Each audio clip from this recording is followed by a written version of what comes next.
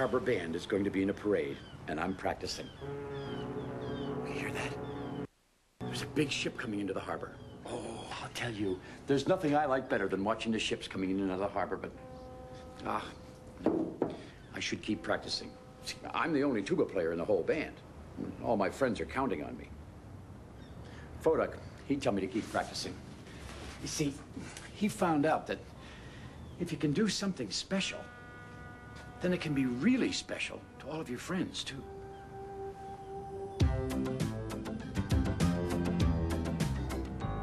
I can't remember when there'd been so much fog in the harbor. It was like a giant cloud that came down from the sky. George had been away on a long ocean job, and he was telling the tugs all about it. Oh, yes, I was up in the Arctic. George boomed in his biggest voice. That's way up at the top of the whole world. Now, the other tugs always loved to hear stories about what it was like way out on the open ocean. They always seemed so exciting. The water in the Arctic had icebergs that were even bigger than I am, continued George, obviously enjoying his own story. In fact, the only thing more exciting than telling stories about the ocean was going on the ocean. All the tugs thought it was the very best thing that any tug could do. Well, just then, the dispatcher turned to the tugs to begin the morning work meeting. A big cargo ship is arriving. Theodore and Hank, I would like you to bring her in. Now, continued the dispatcher, I'm sending one tug across the ocean to France to pick up a new barge for the harbor. Foduck smiled inside and out. It was his turn for an ocean job. Going all the way to France would be great. He was sure to have wonderful stories to tell after that. Emily, said the dispatcher, please leave for the ocean as soon as you are ready. That is all. Foduck was startled. Emily? It was supposed to be his turn for an ocean job. Why had the dispatcher chosen Emily and not him? Just as Foduck was turning to go, the dispatcher called out in his most serious voice. Foduck, I would like to have a word with you. The dispatcher cleared his throat a little, the way he did when he was making an important announcement. Foduck the Vigilant, he began. You are the only tugboat in the harbor with special safety equipment. Yes, I am, replied Foduck. Because you're special, continued the dispatcher, it has been decided that from now on, you will stay here in the harbor and be our official safety tug. You will begin your new job this morning. Yes, sir, said Foduck in his bravest voice, but inside he began to feel terrible. All he could think of was those awful words, stay in the harbor. That meant he couldn't go out on the ocean again.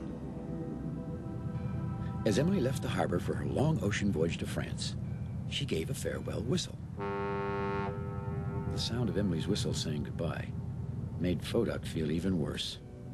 He wished he were going all the way across the ocean. And instead, he was going on his first safety patrol, all the way across the harbor. It was all because he was special.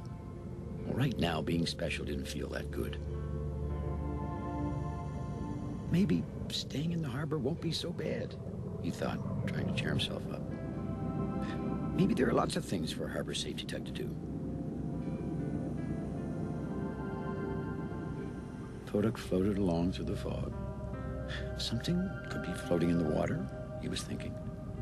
And a ship might not see it through all this fog. That could be dangerous. Foduck listened to his special sonar.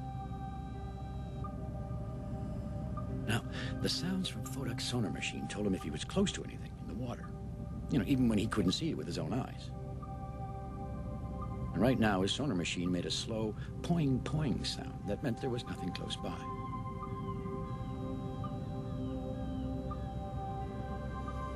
Suddenly, the sonar machine began to poing faster and faster. Something must be in the water, thought Foduck. I don't hear anything else, so it can't be a ship. It might be a dangerous floating log. Foduck turned on his special spotlights to help him see the log.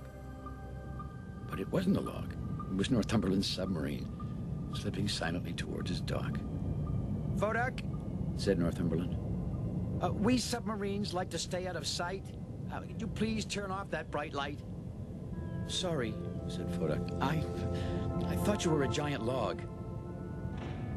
Now, Northumberland wasn't very pleased to be mistaken for a log, and he floated off without another word to Foduck.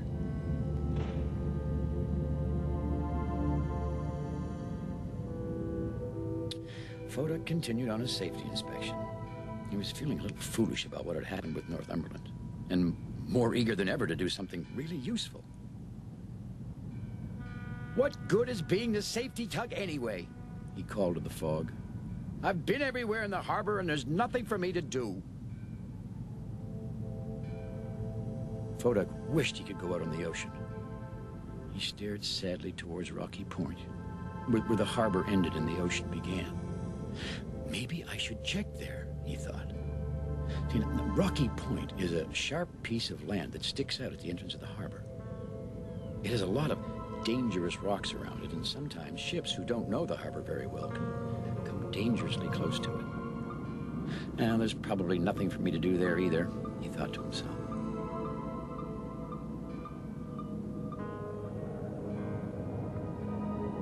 Now, at just around this time, our friends Theodore and Hank were starting to help a cargo ship into the harbor with Petra, the pilot boat, who was there to guide them along.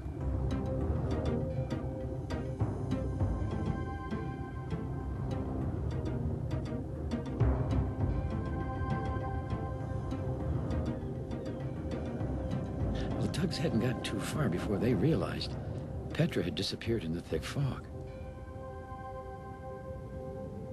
They knew they were lost. What do we do, Theodore? Said Hank. Keep pulling, Replied Theodore. and hope we're going in the right direction.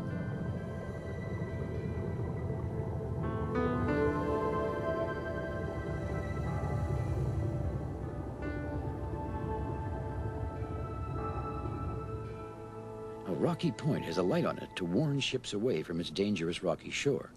But Theodore and Hank couldn't see that light through the thick fog. And that was too bad, because they were heading right for those rocks. Foduck was floating along when he heard it. His special sonar machine was telling him that something was out there in the water, and it sounded like something big, moving straight towards Rocky Point.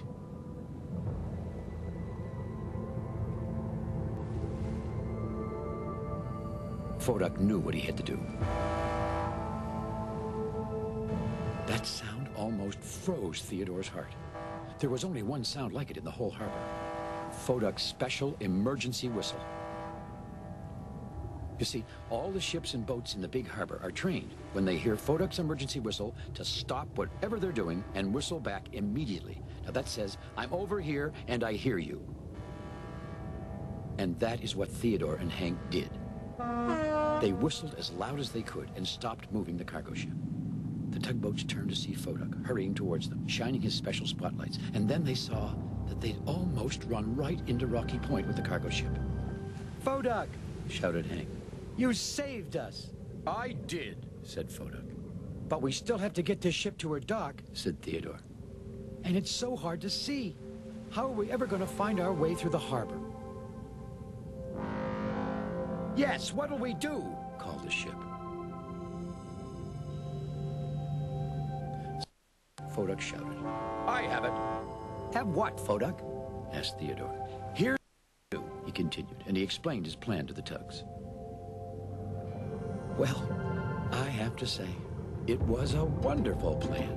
Wonderful. The tugs couldn't see, of course, through the fog. But here's what they did. Foduck led the way. He listened to his sonar machine to make sure that they weren't near any dangerous rocks. He used his special spotlights to help the tugs see a little better through the fog. And every so often, he blew his emergency whistle to warn anyone nearby that they were coming.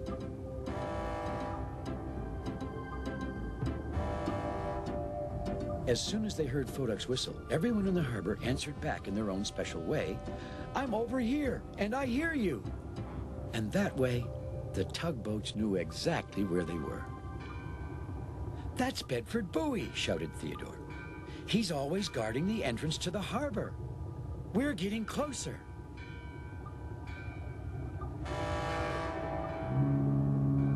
There's Lily Lighthouse calling, said Hank. That must mean we're at Willie's Island in the middle of the harbor.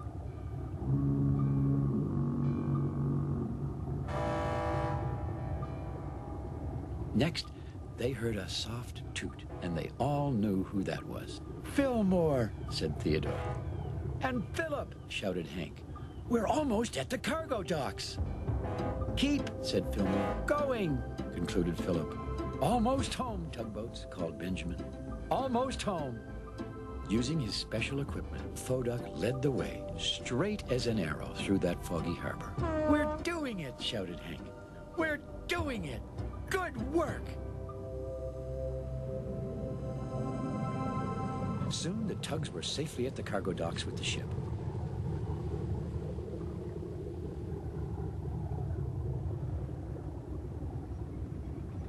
Hooray! Shouted Hank. We did it! Thanks to Foduck, smiled Theodore. You found us and brought us in with your special equipment. Well, Foduck smiled too. He had done something special, and that did feel great. It's a good thing you were out on your harbor safety patrol, said Hank. Foduck didn't say anything. At first, he hadn't wanted to be the harbor safety tug. But now, well, things seemed different. The tugboats set off for the great ocean dock together. And just then, as if by magic, the fog lifted and the sun came out. Ah, it was a beautiful sight. There are the fairy twins, said Theodore. And Constance, said Hank. And Lily Lighthouse, too. The tugs could see all their friends in the big harbor again. You know, said Foduck, who'd been thinking very hard about something. This harbor really is a wonderful place to be. It sure is, agreed Hank and Theodore.